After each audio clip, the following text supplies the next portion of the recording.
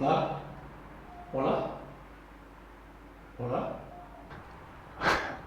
Hola.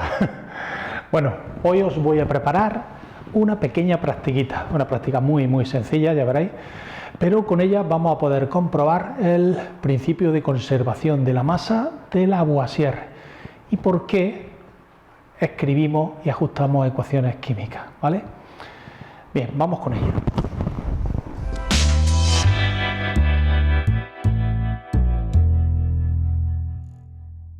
La primera disolución que voy a preparar es de una sustancia iónica llamada yoduro de potasio. Su fórmula sería Ki, ¿vale?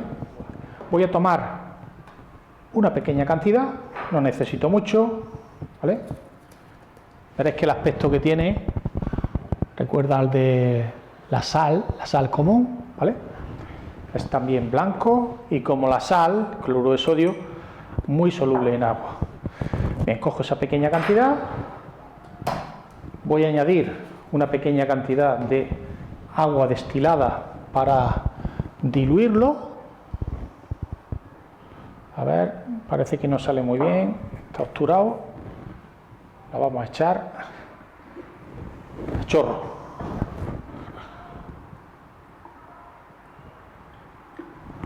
Bien, puede ser suficiente y con poco que agitemos, porque como os he avisado antes es una sustancia muy soluble en agua, rápidamente desaparece lo que sería el sólido blanco, se ha disuelto en el agua. Ahora tengo una disolución de yoduro de potasio en agua. Voy a pesar cuánto pesa mi disolución, incluyendo el vaso. Bien, la balanza dice que esa disolución pesa 72,7 gramos. 72,7 gramos de yoduro de potasio. Bien, en otro vaso aparte voy a preparar ahora una disolución de nitrato de plomo 2.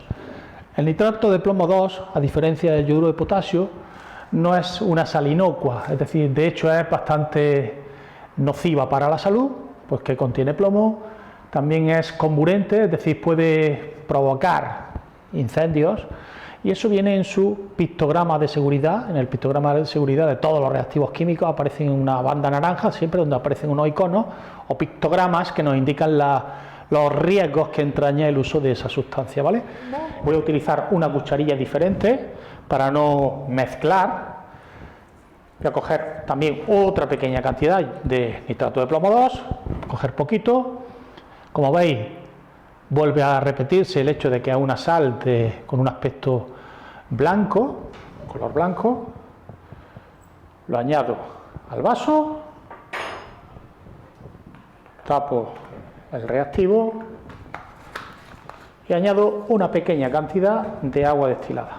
En este caso, el nitrato de plomo, aunque sí es soluble en agua, no es tan soluble como ocurre con el yoduro de potasio. Cuesta un poquito más disolverlo. De hecho, fijaos que ha cogido un color blanquecino inicialmente. Eso es porque el polvillo de sólido que aún no está disuelto está flotando emulsionado en el agua, pero en cuanto se disuelve bien, voy a utilizar un agitador. Es una varilla de vidrio. Jamás metemos una cucharilla metálica dentro de un reactivo, ¿vale? Porque los metales, y las cucharillas son metálicas, son bastante reactivos en general. Por eso siempre utilizamos agitadores de vidrio, ¿vale? Varillas de vidrio para si tenemos que mover para diluir cualquier soluto. Bien, una vez que lo tenga disuelto,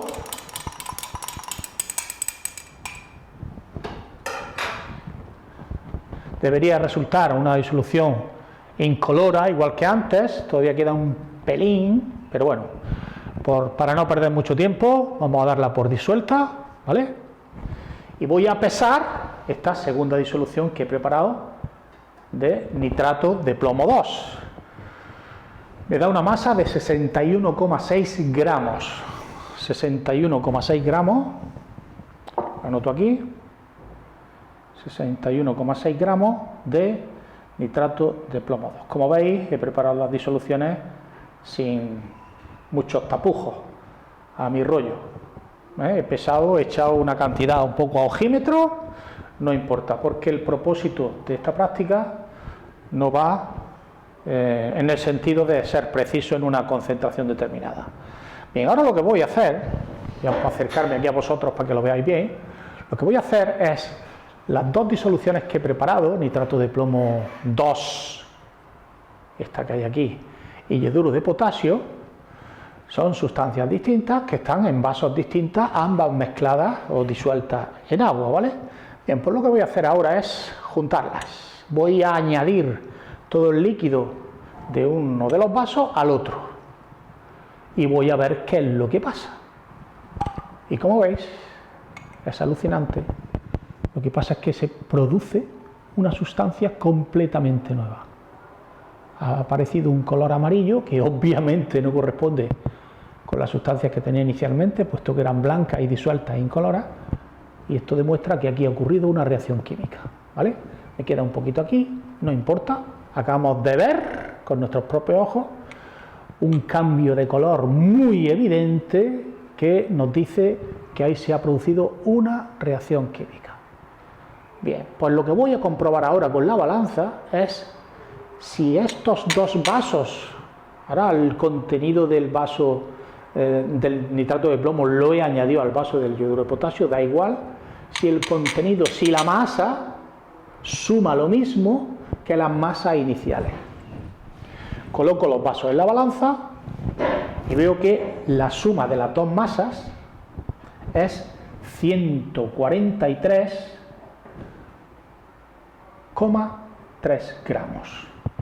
Y como podéis ver, efectivamente, la suma de lo que pesaban los reactivos, es decir, las dos sustancias que puse en contacto para reaccionar, es la misma que el producto que he obtenido.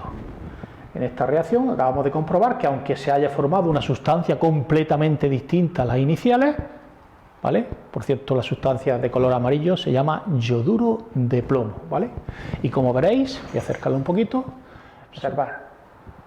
Se puede ver perfectamente como en el fondo del vaso se está produciendo un depósito bastante evidente de una sustancia que es sólida, y el líquido que sobrenada aún contiene un poquito de tonalidad amarilla, pero con el tiempo acabará siendo completamente incoloro, ¿vale? De hecho, si lo filtramos con un papel de filtro, pues quedaría la disolución completamente incolora y en el filtro se quedaría el depósito amarillo que es el yoduro de plomo 2. Bien, acabamos de comprobar, por tanto, que en una reacción química la masa del producto que se obtiene es igual a la suma de la masa de los reactivos. Eso es lo que se conoce como ley de Lavoisier. Bien, vamos a ajustar la ecuación. Vale, lo que acabo de haceros, lo que habéis visto con vuestros ojos, es lo que se llama una reacción química.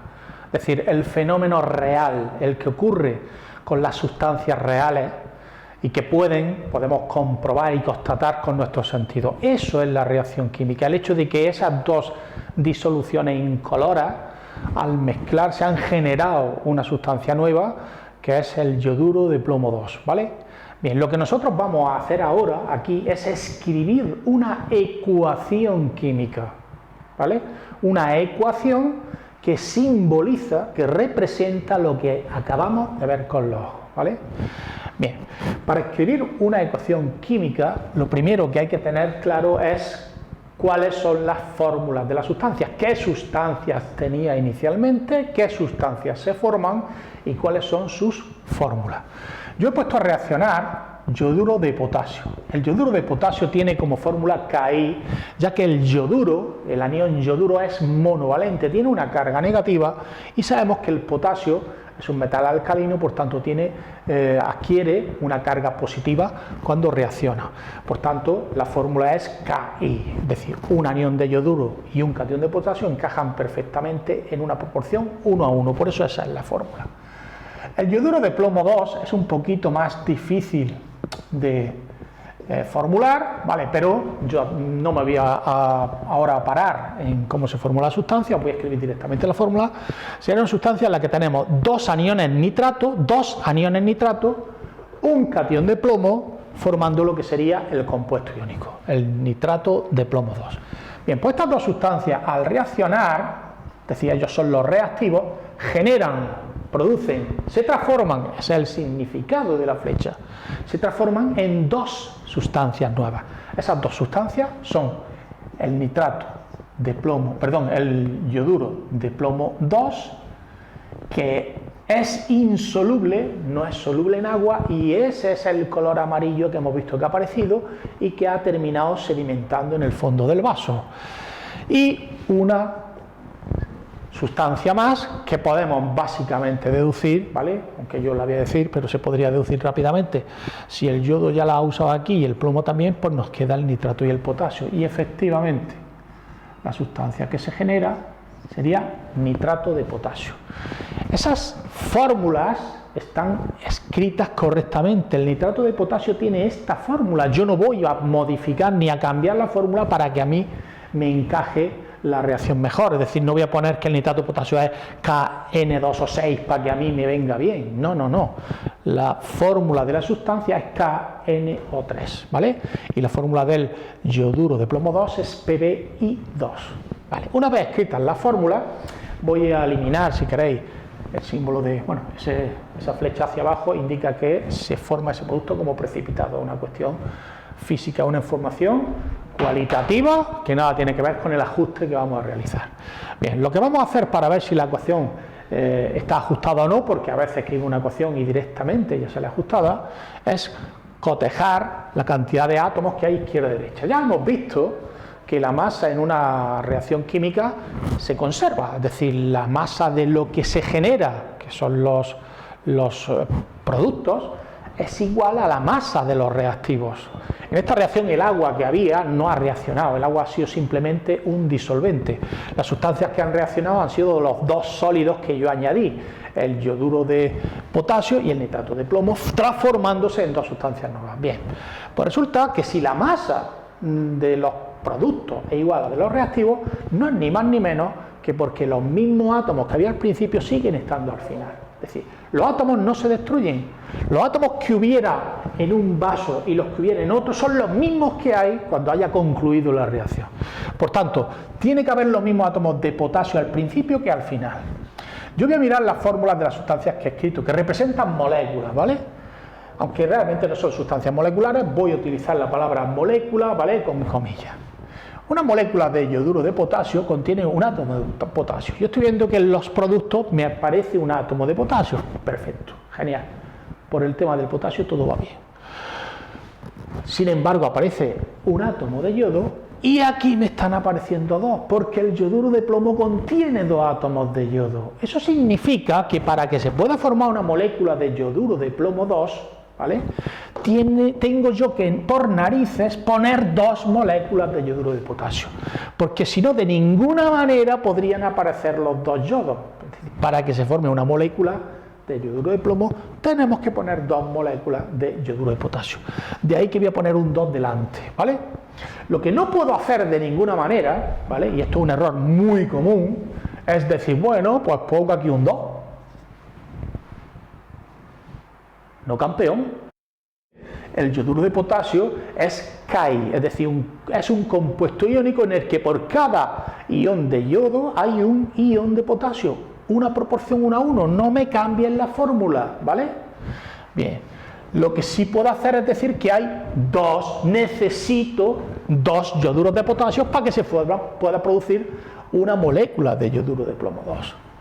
Bien, de igual manera ya habría ajustado los yodos, pero el problema es que al meter este 2 acabo de cambiar o de alterar el equilibrio inicial que tenía. Digo, ¡opa! Entonces ahora hay dos potasios y aquí solo hay uno. Bien, pues la fórmula de ajustarlo es que aparezcan dos moléculas de nitrato de potasio. Si pongo dos moléculas de nitrato de potasio ya tendría los dos átomos de potasio y ahora mismo tendríamos ajustado el potasio porque tengo dos átomos de potasio en los reactivos y dos átomos de potasio en los productos. También tendría dos yodos en los reactivos activos y 2 átomos de yodo en los productos. ¿Cuál es el problema? Pues vamos a ver ahora los nitrógenos. Vamos a ver, porque tenemos que ajustar cada átomo uno a uno y comprobar que todos cuadran, ¿vale? Que todos están balanceados. Es que la ecuación está balanceada, que está ajustada. Bien, aquí veo que tengo un paréntesis. Eso significa que son 2 aniones nitrato, por tanto, 2 átomos de nitrógeno. Y como yo he puesto aquí ante un 2, serían 2 moléculas de nitrato de potasio, serían también 2 átomos de nitrógeno. Guay, eso está cuadrado.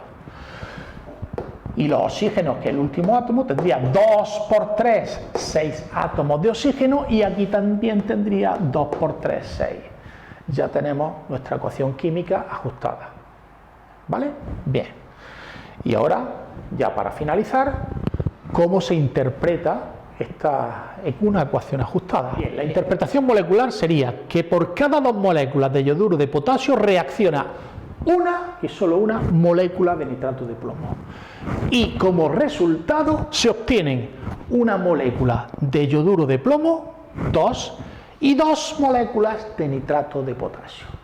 Eso sería la interpretación molecular, aunque, repito, en este caso la palabra molécula no es la adecuada. Bien, interpretación molar, que es como en la práctica y a largo plazo más vamos a utilizar las ecuaciones químicas. Por cada 2 moles de yoduro de potasio reaccionan 1 mol de nitrato de plomo y se produce 1 mol de yoduro de plomo 2 y 2 moles de nitrato de potasio. Bien, pues con esto espero que os aclare alguna idea y podéis pasar al siguiente vídeo porque seguimos en este tema.